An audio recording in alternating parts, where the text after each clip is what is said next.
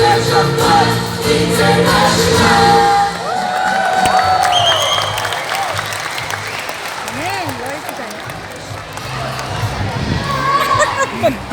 saya! Maligayang pagbati po ng pag-ibig at kapayapaan sa ating lahat mga kapatid.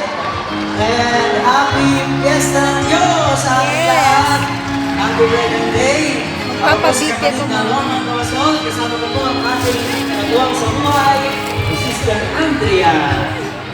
Magandang hapon po sa ating lahat mga kapatid at happy Fiesta ng Diyos!